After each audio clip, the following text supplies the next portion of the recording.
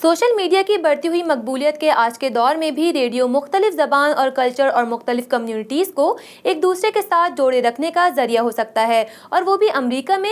ये बात शायद आपको काबिल कबूल ना लगे, लेकिन अमरीकी रियासत टेक्सास के शहर ह्यूस्टन की पाकिस्तानी और इंडियन कम्युनिटी के लिए कुछ रेडियो स्टेशन यही काम कर रहे हैं। तफसीलात ह्यूस्टन से हमारे नुमाइंदे आमिर अहमद खान की इस रिपोर्ट में। ये हैं पाकिस्तान के मारूफ पॉप सिंगर अली हैदर, जो ह्यूस्टन के एक मुकामी एफएम रेडियो स्टेशन से अपनी आवाज़ का जादू जगा रहे हैं, मगर गुलकारी की शक्ल में नहीं बल्कि रेडियो पर मेज़बानी करते हुए। अली हैदर का पुरानी जीन्स के नाम से किया जाने वाला रेडियो शो ह्यूस्टन की मुकामी कम्युनिटी में बेहद मकबूल है। इश्क में ये अंजाम पाया है, इश्क में ये अंजाम पाया है, हाथ पांव टूटे मुंह से खून आया है। नहीं करे यार। हाँ, इश्क में ये अंजाम पाया है, हाथ पांव टूटे मुंह से खून आया है। अस्पताल पहुंचे तो नर्सों ने ये फरमाया है, बाहर वो फूल बरसाओ, आशिक मार खा के आया है।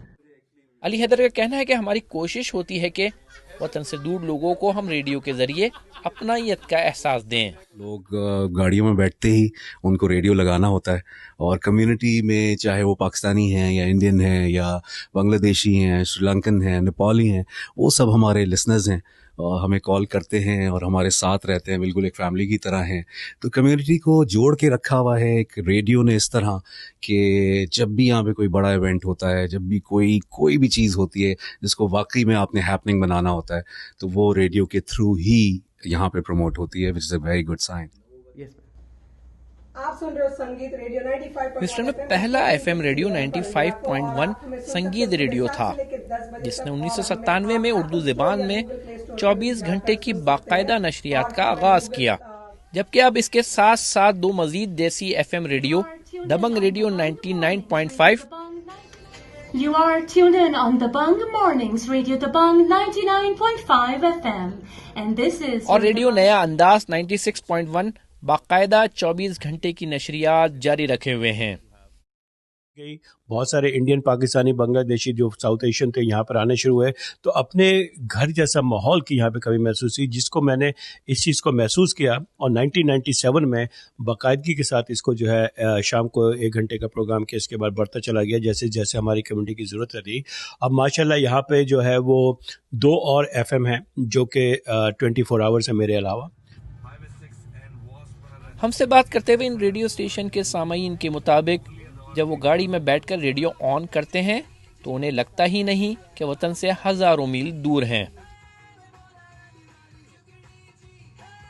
मैं ह्यूस्टन में रहती हूँ और मुझे सबसे ज़्यादा ह्यूस्टन के बाद सबसे ज़्यादा ये अच्छी बात लगी है कि जब भी FM ऑन करते हैं तो यहाँ पे जो है वो देसी रेडियो ज़्यादा सुनने को मिलता है, क्योंकि यहाँ पे देसी लोग भी ज़्यादा होते हैं।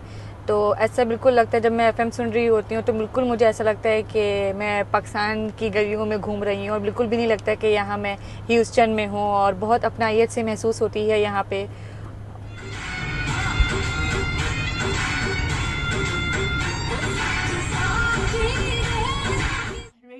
FM रेडियो के मेज़बानों के मुताबिक अमेरिका में उर्दू ज़बान में रेडियो न सिर्फ कम्युनिटी को एक दूसरे के साथ जोड़े रखने का जरिया है, बल्कि अमेरिका में परवान चढ़ने वाली नई नस्ल को अपनी ज़बान से रोशनास कराने और उन्हें अपनी ज़बान और कल्चर से करीब रखने की एक बेहतरीन काविश भी है।